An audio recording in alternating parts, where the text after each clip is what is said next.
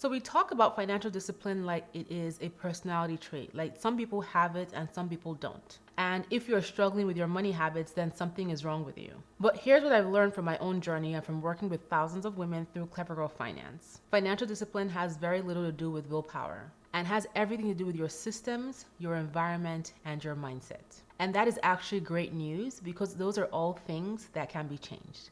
So let's get into the video. Hi, my name is Bola Shokumbi. I'm the founder and CEO of Clever Girl Finance. I'm also the 6-time best-selling author of the Clever Girl Finance book series, including my most recent book, Clever Girl Millionaire.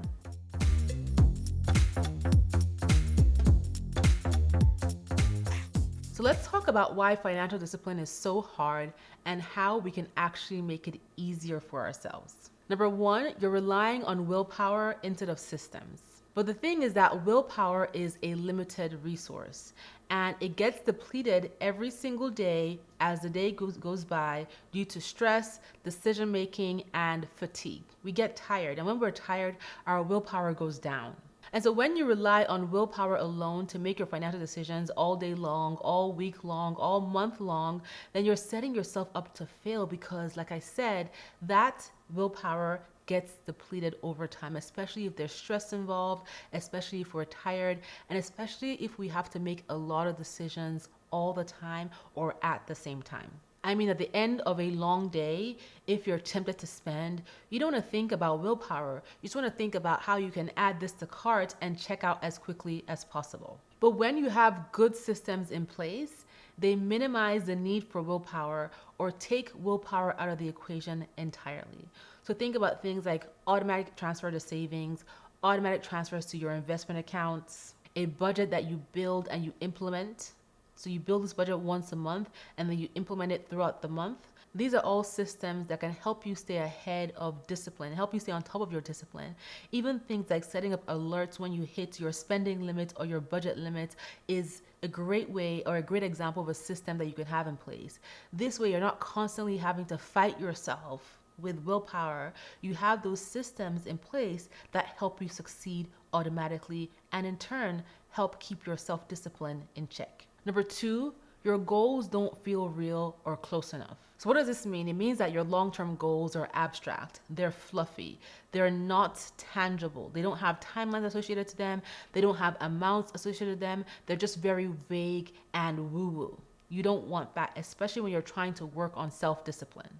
When you have abstract goals, they're going to lose out to your want of immediate rewards every single time. So saying that I want to retire comfortably as your goal is not enough to lose out on you making that immediate process right now. That's what your mind is going to tell you. Well, you can retire comfortably at some point, but let's buy this thing right now. But when you say something like, I need $800,000 in my retirement savings account by the time I'm 56 years old, for example, that is tangible, that is tied to a goal. And when you have that number in mind, your brain is like, wait a minute, you have this goal by this timeline. Let's think about this spending you're about to do now that could derail you. So you want to make your goals specific, visual, and emotionally connected. You want them to be measurable and you want them to be time bound, tied to a timeline as to when you want to achieve that goal. So write down your goals with the actual numbers, the actual timeline, the actual specifics, and then put those goals somewhere you can reference every single day so they can stay top of mind. The more real your future feels to you now, the more naturally disciplined you'll become because those goals tied to your future are top of mind. Number three, you haven't built habits. Instead, you find yourself making decisions from scratch every single time. So every financial decision that you have to think about is an opportunity to make the wrong decision. Why? Because our brain is constantly combating us when we're trying to make the right decision. It happens to all of us. We want to do this, but our brain is like, well, but we can do this right now. We want to do X, Y, Z for our future self. There's no instant gratification, but then our brain is telling us, well, that's so far in the future. Let's just do this other thing now and we'll figure out the future later. Listen, the more decisions you have to make, the more opportunities you have to make the wrong decisions. This is just the way our brains operate. And that can be exhausting. So the goal you want to have is to take your best financial behaviors, the things that you do really well, and turn them into habits so that you can build consistency and intention with your finances when it comes to making decisions. So what does that mean? It means starting small. Do something like automate one transfer to savings, one goal, automate transferring the amount for that goal to your savings account each time you get paid.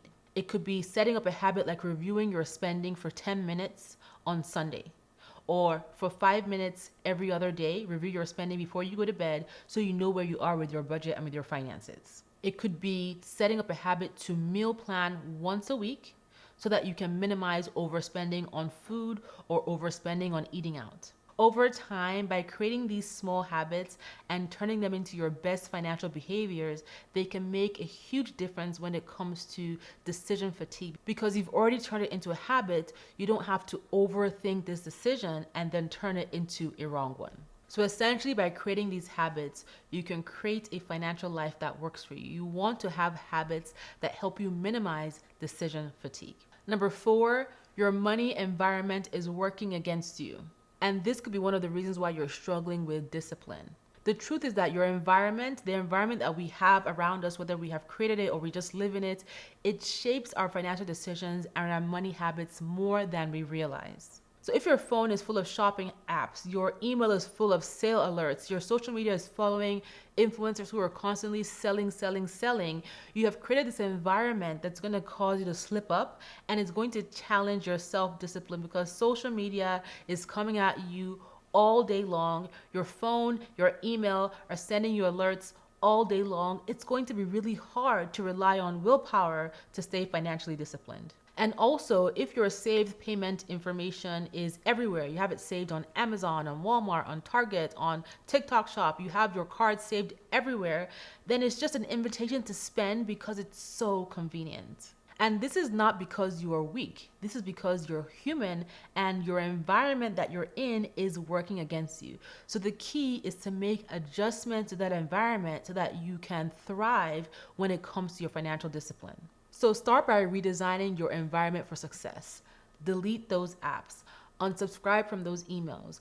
Unfollow those influencers. Delete your payment information from all of these websites and platforms. And create an environment that allows you to pause and think before you make a financial decision that you're not going to be happy with later on. When you make the right behavior easier, it's harder to do the wrong thing. So building financial discipline is one of the core themes in Clever Girl Millionaire because discipline is what turns income into actual wealth. If you're ready to stop starting over and start building something real, grab your copy of Clever Girl Millionaire wherever books are sold, and then visit clevergirlfinance.com to check out our 30+ completely free courses. Okay, let's get back to the video. Number 5, you are being all or nothing about your financial discipline. And I have a video on this particular topic that it's better to think all or something versus all or nothing. What does that mean? Discipline is not about perfection. A lot of people will make one mistake and they will cancel the whole plan. But that is not how discipline works. Discipline is you constantly working on improving yourself and making better decisions. And that is all or something versus all or nothing thinking. If you overspend one weekend, doesn't mean that your whole entire month is a write-off. It is the way we think about it that is the problem, not the slip up. Because a slip up is a moment in time that we can adjust, that we can learn from, that we can move forward from, right? It just happened in this instant. Even if it happens multiple times, they are all instances, moments in time that we can learn from and move on from. And so as opposed to canceling your whole plan and saying, I can never be good with money because of these 3 times I slipped up with my finances, we want to say, okay, what did I learn? Or what can I learn? How can I adjust next time? What can I change so I can move forward? Focus on progress over perfection each time. One bad financial decision or even a couple of bad financial decisions, even a few bad financial decisions do not define your entire financial life. We all make mistakes as human beings. What defines you is what you do next. So get back on track immediately. Not next month, not on Monday, immediately. Number 6, you don't have accountability. So being disciplined with your finances is significantly easier when somebody else that is like-minded or that has accomplished what you're trying to accomplish knows about your goals and can keep you accountable. When you have a financial community or you're able to share your goals out loud to a person that you trust or even write them down in a journal, it keeps you more committed to them because now you've said it out loud, you've written it with your pen to paper, you've told the community, and now you have to come and say how you are doing or own up to how you're doing with this goal. You don't have to pursue financial discipline alone in isolation all by yourself, and you probably shouldn't. When you have people keeping you accountable, a community keeping you accountable, or you have something that you're checking in with, even if you don't have that community, you have a challenge or a reason where you're checking in with yourself, it helps you stay on top of your discipline. Even when you find yourself slipping up, it'll be easier for you to pick yourself back up because you have a way of keeping yourself accountable.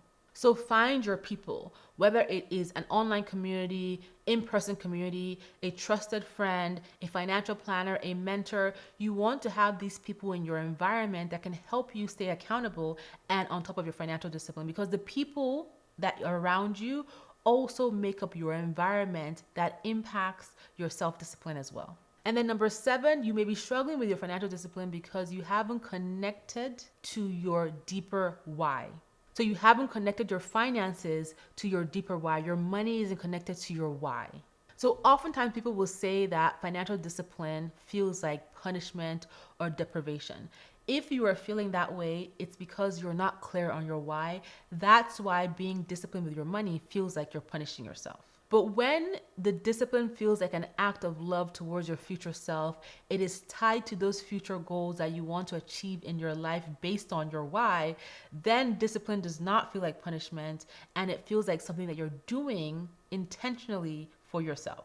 And that approach to discipline changes everything because your discipline today basically is your freedom tomorrow.